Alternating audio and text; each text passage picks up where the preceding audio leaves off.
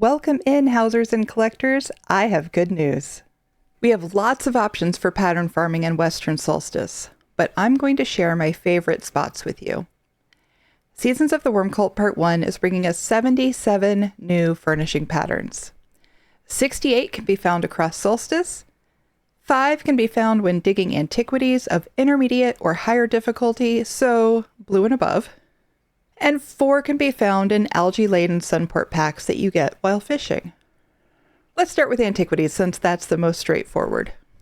Just like in Westfield, you can find solstice patterns when you dig up blue or rarer antiquities. This includes treasures that you dig up, so you don't have to wait to start farming these 5 new patterns. Next, we have 4 new patterns from fishing. Whenever you fish in Solstice, you'll have a chance to fish up an algae-laden sunport pack. Sadly, most of the time, these packs will contain something simple, like a single enchanting rune, similar to wet gunny sacks that you fish up in the base game zones. But sometimes, they have a little more. I fished on the public test server for a couple hours and didn't manage to snag any of the new patterns, so they're rare. But my time certainly didn't feel wasted because there are also 12 new furnishings that you can get from these same fishing packs, as well as older fishing furnishings. This is everything I got in my 2 or so hours of fishing, except for the skull, which is one of the new antiquity furnishings. Notice the 3 new seashells I was able to collect. Who else wants at least a dozen of each of these, right? If you're curious, outside of new patterns, there are also 47 new lootable furnishings from pickpocketing, fishing, treasure map chests, alchemy and clothing nodes, and blacksmithing and jewelry nodes. Not to mention the 24 new home goods furnishings, 9 new antiquity furnishings, like that skull, and 13 new achievement furnishings. There's so much in the new zone to farm and collect. And this brings us to my favorite farming spots in the new zone, and the best news of all. As usual, we can find patterns across the new zone. Patterns are much more likely to show up in wardrobes, desks, cupboards, nightstands, dressers, backpacks, those sorts of containers.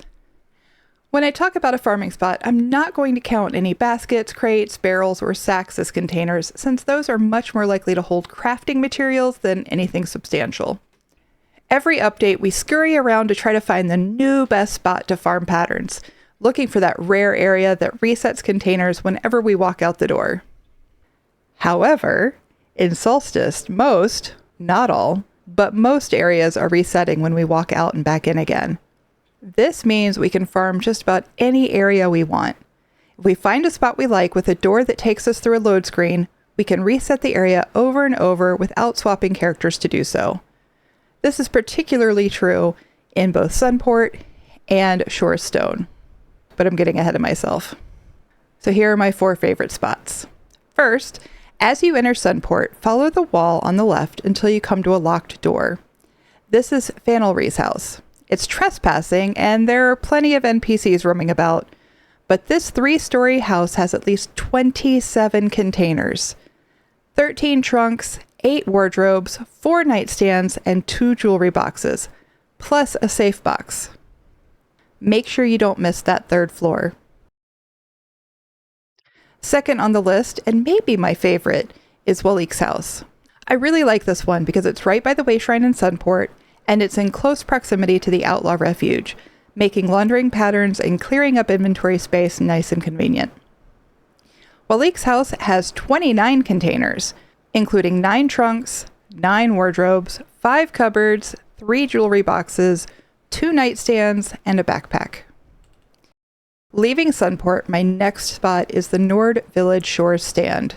This area is in northwest Western Solstice near the Shores Stand Wayshrine. What I like about this area is while it's still stealing, you aren't trespassing in most of the buildings, so you won't get a bounty just for being spotted. I really like the Bear Hall, which is the first building to your right as you enter town. Bear Hall only has 9 containers, but it's very easy to steal without being spotted. In Bear Hall, you'll find 3 urns, 2 cupboards, 1 wardrobe, 1 backpack, 1 dresser, and 1 trunk. And finally, what I think might be my favorite spot, although it's not without its downsides. Just southwest of the Corallania Manor Wayshrine, you'll find 3 connected huts guarded by 2 stone guys. These guys are really easy to avoid, so you don't even have to engage in combat unless you want to. Here again, you'll only find 9 containers.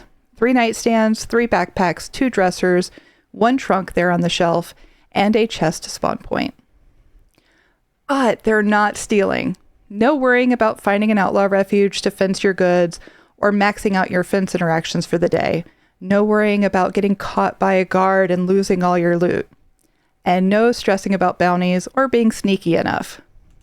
The downside, however, is there's no door here. The only way to reset this spot is to log out and back in. Now don't forget, patterns have a cooldown. After you loot a green pattern, you'll have to wait 10 minutes to find another green. An hour after each blue, and longer after each purple. I'm still not 100% sure how long that cooldown is for purples, but you'll likely have to wait until tomorrow. Want proof? Check out my cooldown video in the description. Keep these cooldowns in mind when choosing characters to use for farming. You'll be better off using a character that hasn't gathered a blue or purple pattern recently. While farming on PTS, I didn't find any of the new Solstice patterns while looting containers, but I was surprised to find a handful of Eleanor patterns. It makes sense considering how many Eleanor buildings and furnishings we find in Solstice, but it's not all that common to find patterns from another chapter in the newest one. Another note that on PTS I found it very difficult to tell empty containers from not empty containers. Those that looked open had items, those that were closed were often empty, so check everything. Don't rely on visual cues alone. And good luck! If you find any spots that you like farming better, please let me know in the comments. I'm always looking for the best spots. And thank you so much for watching. I'll see you in the next one.